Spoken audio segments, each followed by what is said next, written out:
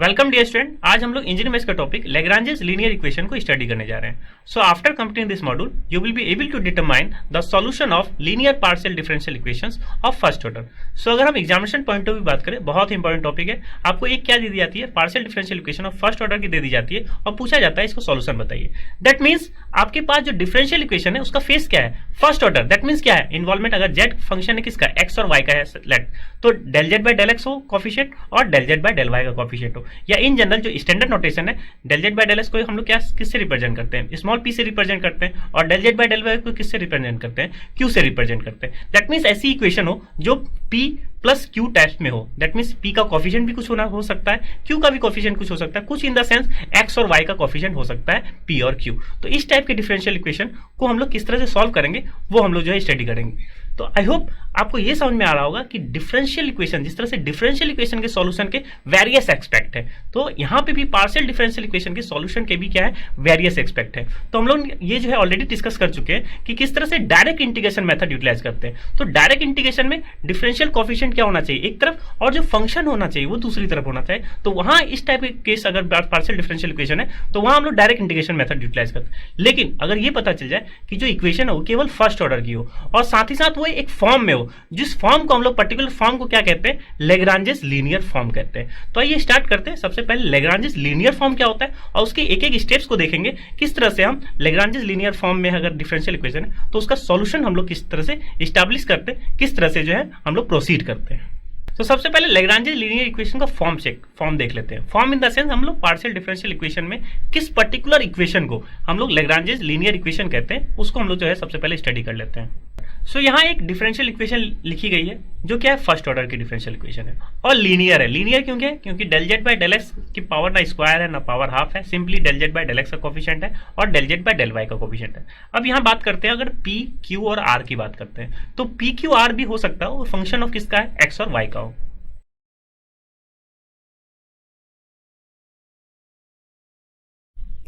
सो P Q R function किसका हो सकता है, एक्स का भी हो सकता है, वाई का भी हो सकता है, इन जनरल जेड का भी फंक्शन मान लेते हैं कि पी क्यू आर आर है। तो इस टाइप का जो फॉर्म है इसको हम लोग कहते हैं लैग्रांजेस लीनियर इक्वेशन।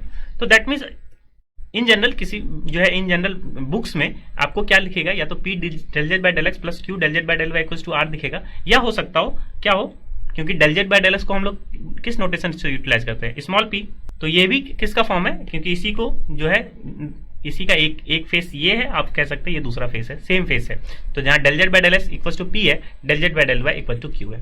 नाउ इस टाइप का जो फॉर्म है इसको हम लोग तो सबसे पहली बात इसको क्या कर रहे हैं, फर्स्ट ऑर्डर कह रहे हैं। फर्स्ट ऑर्डर इसलिए कह रहे हैं कि पी और क्यू का ही कॉफिशिएंट है, ना ही आर है, ना ही एस है, ना ही टी है। दैट मीन्स ना ही del two Z by del X square है, ना ही del two Z by del Y square है, और ना ही del two Z by del X into del Y का टर्म है। तो इसलिए हमको इसको क्या कह रहे हैं, फर्स्ट ऑर्डर कह रहे हैं। और साथ ही साथ लीनियर क्यों कह रहे हैं, लीनियर इसलिए कह रहे हैं क्योंकि जो पी है उसका पावर क्या है, 1, क्यू का भी पावर क्या है, 1, स्मॉल पी स्मॉल क्यू की बात कर रहे हैं, इसकी पावर क्या है 1, इसकी पावर क्या है 1, ना ही स्क्वायर है ना ही अंडर रूट है। इस टाइप का अगर फॉर्म होता है तो उसको हम क्या कहते हैं, नॉन लीनियर कहते हैं। तो ये लीनियर है, लीनियर है, फर्स्ट ऑर्डर है और इस फेस में है, तो हम कहेंगे Lagrange's linear equation.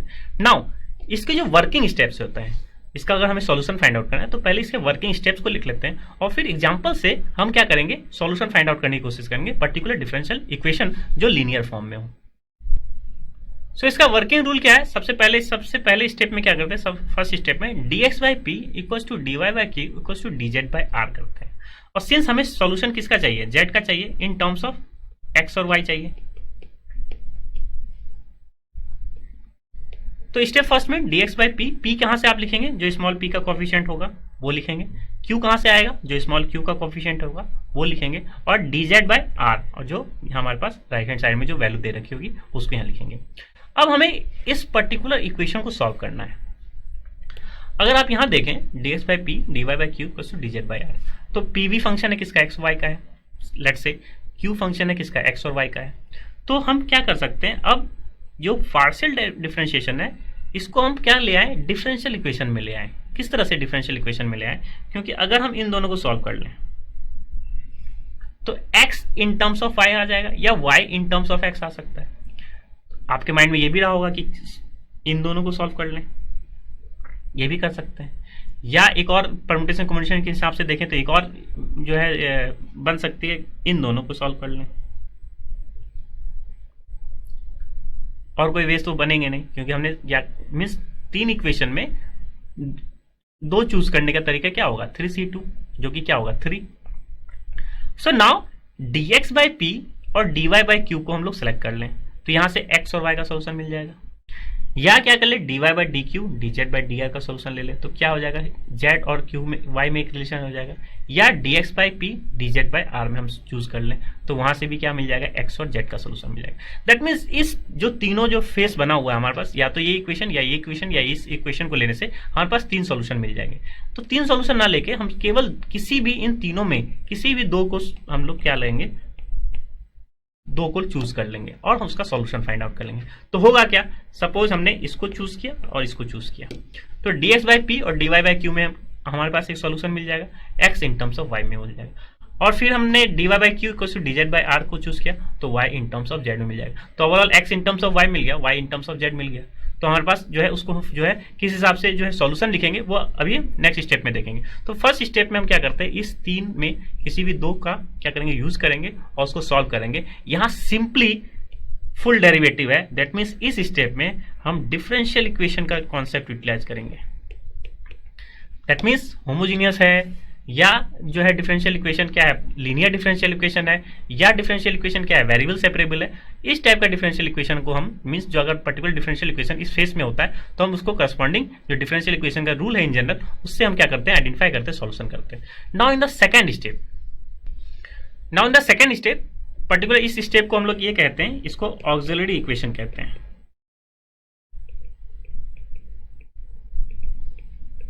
So step 2 में एनी 2 ऑक्सिलरी इक्वेशन को लेंगे तो सॉल्यूशन हमारा कुछ इस टाइप से आ जाएगा।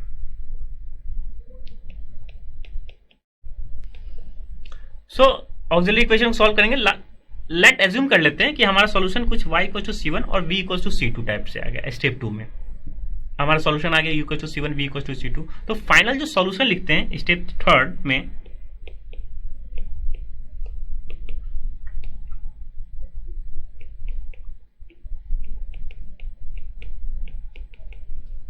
सो हमारा जो सॉल्यूशन हो जाएगा वो क्या हो जाता है f of u v equal to 0। That mean जो c1 और c2 की value in terms of u और v में आई है, अभी u और v क्या होगा एक सॉल्यूशन होगा, x और y के फॉर्म में होगा। तो जो c1 और c2 की वैल्यू हम क्या कर लेते हैं f of u v equal to 0, या तो ये सॉल्यूशन हो जाएगा या सॉल्यूशन किसके फॉर्म में होगा u इन टर्म्स ऑफ किसी फंक्शन के फॉर्म में होगा, जो v है उसके फॉर्म में हो जाएगा।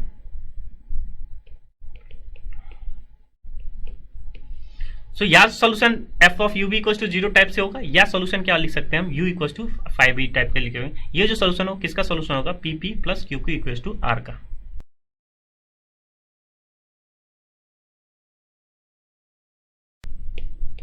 सो यही रिक्वायर्ड सॉल्यूशन हो जाएगा हमारे पास f u v equal to 0 या u equal to 5v type का फंक्शन हमारे पास जो है वही रिक्वायरमेंट सॉल्यूशन हो जाएगा।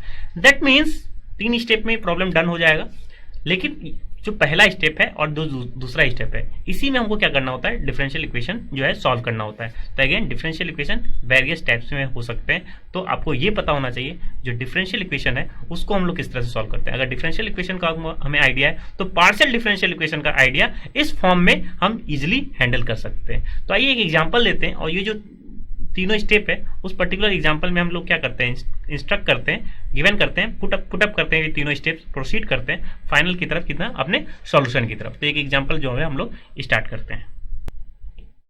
सो यहाँ एक एग्जांपल ली गई है y del z by del y minus x time del z by del s equal to z. इस पर्टिकुलर डिफरेंशियल इक्वेशन को हमें सॉल्व करना है। तो सबसे पहली बात आपको ये चेक करना होगा कि ये लैग्रांजेस लीनियर फॉर्म में है या नहीं है। तो यहाँ del z by del x को हम लोग p लिख लें, del z by del y को q लिख लें। तो ओवरऑल इस पर्टिकुलर इस इक्वेशन को हम लोग क्या लिख सकते हैं,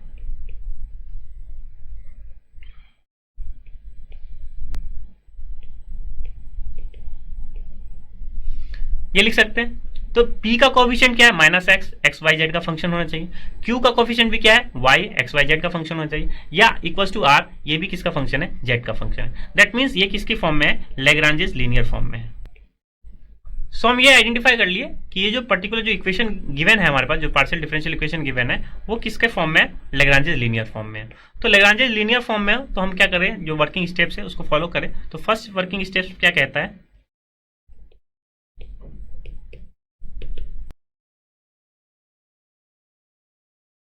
फर्स्ट वर्किंग स्टेप में dx बाय कैपिटल P, जो P का कॉफिशिएंट है। P का कॉफिशिएंट क्या है यहाँ पे? -x। तो dx बाय क्या हो जाएगा? -x equals to dy by जो Q का कॉफिशिएंट है वो क्या है? y। इसलिए हम लोग पहले P लिखें उसके बाद Q लिखें। अगर आप YQ लिख लेंगे तो फिर अगर डायरेक्ट आप जो है लर्न नहीं किए हैं, चीजें समझे नहीं है, तो आप dx बाय y भी लिख सकते थे, लेकिन वो क्या हो जाता है? रॉन्ग हो जाता है। हमें लेना क्या है? dx बाय -x, क्योंकि जो हमारा लीनियर फॉर्म है वो है क्या? स्मॉल p इंटू पी, और स्मॉल p का जो है कॉफिशिएंट क्या लिखते हैं? dx बाय p लिखते हैं। सिमिलरली स्मॉल q का जो कॉफिशिएंट q है वो हम किसके फॉर्म में लिखते हैं? dy बाय q लिखते हैं, और सिंपली r जो है फंक्शन वो dz बाय r लिखते हैं। इसलिए यहां पे dx बाय -x है और dy बाय y है। सिमिलरली dz बाय r की वैल्यू क्या दे रखी है? यहां z दे रखी है। अब किसी भी दो डिफरेंशियल इक्वेशन को सॉल्व कर लें, तो लेट से सबसे पहले हम इस डिफरेंशियल इक्वेशन को ले लेते हैं और इसको सॉल्व कर लेते हैं। तो ये आसान है, वेरिएबल सेपरेबल है, इसको इजीली हम क्या कर सकते हैं? सॉल्व कर सकते हैं।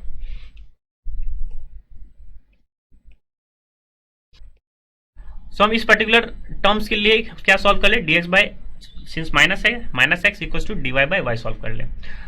ये क्या है?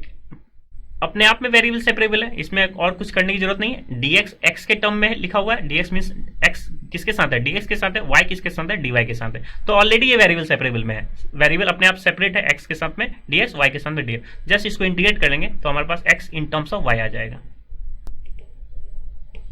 सो जस्ट इसको इंटीग्रेट कर ले तो dx बाय x का इंटीग्रेशन क्या हो जाएगा? log x, dy by y का इंटीग्रेशन क्या हो जाएगा? log y, और एक कांस्टेंट भी आएगा। कांस्टेंट को क्या लिख सकते हैं हम? सिंस कांस्टेंट डिपेंड करता है आपके पास जो है प्रोसीड किस हिसाब से सॉल्यूशन है, तो सिंस log x है, log y है, तो कांस्टेंट भी आप क्या लिखेंगे? log के टर्म में लिखेंगे। सो हमारा सॉल्यूशन क्या हो गया? सिंपली ये तो -log x है, log y है, और कांस्टेंट की वैल्यू हम लोग c ना लिख के जो प्रोसीड होता है वो क्या के लिए? log c लिख लिए। यहां से c को डिटरमाइन कर ले हम लोग किसके टर्म में? x और y के टर्म में। सो log y plus log c, इसको हम लोग क्या लिख सकते हैं? log yc लिख सकते हैं, और यहां सिंपली log -log x है तो इसको हम लोग सिंपली log 1/x लिख सकते हैं।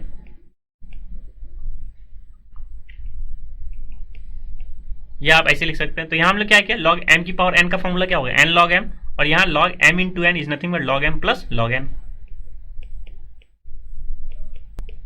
तो यही दोनों लॉग की प्रॉपर्टी यूटिलाइज की। अब यहां हम क्या ले लें? आप कह सकते हैं या तो एंटी लॉग ले ले, या सिंपली कह सकते हैं लॉग लॉग क्या हो गया? कैंसिल हो गया, क्योंकि लॉग की वैल्यू हमारे पास एक्स इनवर्स है और लॉग की वैल्यू क्या है? वाई सी है। तो ओवरऑल लॉग फंक्शन इक्वल है, तो ओवरऑल जो अंदर का फंक्शन है वो भी क्या होगा? इक्वल होगा। तो एक्स इनवर्स इक्वल टू क्या हो जाएगा? वाई सी।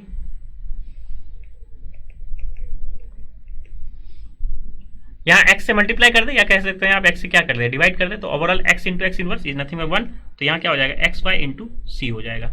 तो इस कांस्टेंट की वैल्यू हम निकाल ले। कांस्टेंट को निकालना पड़ता है किसके टर्म में? एक्स वाई के फंक्शन के फॉर्म में। तो यहाँ से 1/c को हम लोग क्या नया कांस्टेंट देते? c1। तो c1 की वैल्यू क्या हो गई? एक्स वाई, क्योंकि कांस्टेंट है, कांस्टेंट को हम लोग किसी तरह से जो यूटिलाइज कर लेते हैं। 1/c को हम लोग नया कांस्टेंट नाम देते c1। क्यों ऐसा कर रहे हैं? क्योंकि हमें जो सॉल्यूशन जो वर्किंग स्टेप 2 है, अगर देखें हम लोग, हमें चाहिए ये जो कांस्टेंट है इसकी वैल्यू एक फंक्शन ऑफ एक्स और वाई में चाहिए, तो वो हमारे पास मिल गया। सिमिलरली हम दूसरे इक्वेशन को सॉल्व करें, अगेन कांस्टेंट की वैल्यू किसके टर्म में ले आए? हम v के टर्म में ले, जो v हमारा सॉल्यूशन किसके फॉर्म में हो? एक्स वाई के फॉर्म में हो। तो ये जो v है, ये जो u है, ये जो u एंड v है वो क्या होना चाहिए? फंक्शन ऑफ x का आ रहा है। यहाँ भी फंक्शन ऑफ x या फंक्शन ऑफ y का हो रहा है। तो यहाँ पे हमें दिख रहा कि जो c है, c1 जिसको हम लोग नाम दे रहे हैं, उसकी वैल्यू हमारे पास क्या हुई? X Y. नाउ ये जब एक इक्वेशन को सॉल्व किया तब आया। सिमिलरली हम दूसरे इक्वेशन को ले लें, किसी भी इक्वेशन को ले सकते हैं इसमें से। तो again dx by x equal to dy by d लिए। अब क्या ले लें? इन दोनों इक्वेशन को ले लें। तो ये इस इक्वेशन को फर्स्ट नाम देते हैं, इसको सेकंड नाम देते हैं। तो हम लोग लिख सकते हैं ये फर्स्ट को हम लोग यूटिलाइज कर रहे हैं, अब हम लोग सेकंड को यूटिलाइज कर रहे हैं।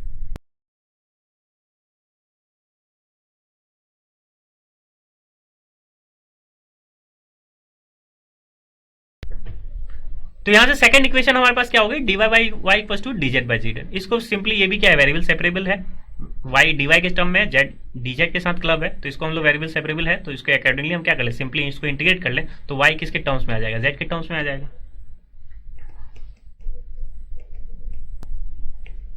सो वेरिएबल सेपरेबल लगा रहे हैं तो हम लोग सिंपली इसको क्या करें, इंटीग्रेट करें तो dy y का integration log y dz by z is nothing but log z, और एक कांस्टेंट आएगा, कांस्टेंट को भी हम लोग क्या लिख सकते हैं, log के फॉर्म में लिख सकते हैं।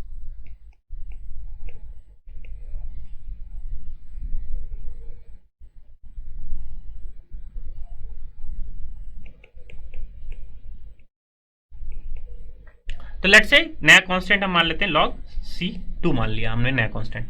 अगेन यहाँ पे क्या करते हैं, log की प्रॉपर्टी यूटिलाइज कर सकते हैं। c क्या चाहिए हमें, c2 जो है इन टर्म्स ऑफ y और z के टर्म में चाहिए।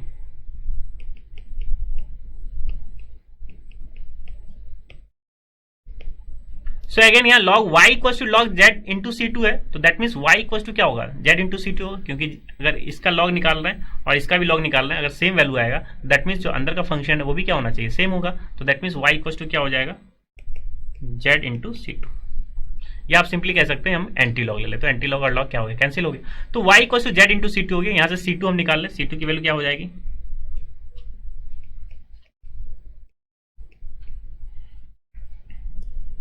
सो एक कांस्टेंट की वैल्यू क्या हो गई y बाय जेड, और दूसरा कांस्टेंट की वैल्यू क्या है एक्स वाई।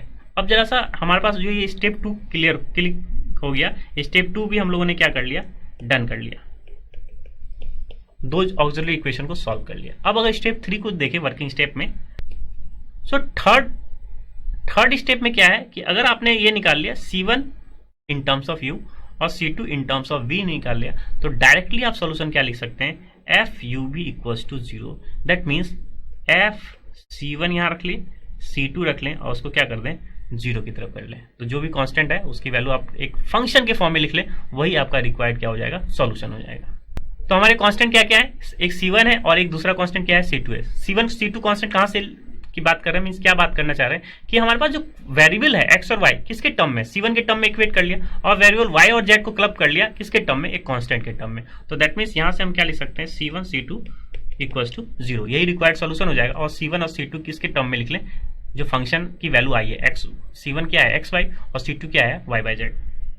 सो यही रिक्वायर्ड सॉल्यूशन हुआ उस पर्टिकुलर पार्शियल डिफरेंशियल इक्वेशन का। अगेन यहाँ जो सॉल्यूशन आया एक फंक्शन के फॉर्म में आया, तो पार्शियल डिफरेंशियल इक्वेशन में सॉल्यूशन फंक्शन के फॉर्म में आ सकती है या सॉल्यूशन डायरेक्टली वैल्यू भी निकाली जा सकती है, लेकिन यहाँ फंक्शन के फॉर्म में आई है। That means partial differential equation का जो सॉल्यूशन होता है उसको हमको एनालिसिस करने के लिए जो फंक्शन के बिहेवियर है इसी को हम चेक कर लेते हैं, तो ओवरऑल हम पार्शियल डिफरेंशियल इक्वेशन को एनालिसिस कर सकते हैं, ऑब्जर्व कर सकते हैं। तो आई होप आपको लैग्रांजेस लीनियर फॉर्म समझ में आ गया होगा, किस हिसाब से जो वर्किंग स्टेप्स है उसको किस तरह से यूटिलाइज करते हैं। तो जो भी वर्किंग स्टेप्स होता है वो फाइनली हम एक डिफरेंशियल इक्वेशन को जो है सॉल्व करते हैं, और फिर जो c1 c2 को टर्म में हम एक पर्टिकुलर फंक्शन को इक्वेट करते हैं 0 की तरफ, वही हमारा रिक्वायर्ड सॉल्यूशन हो जाता है।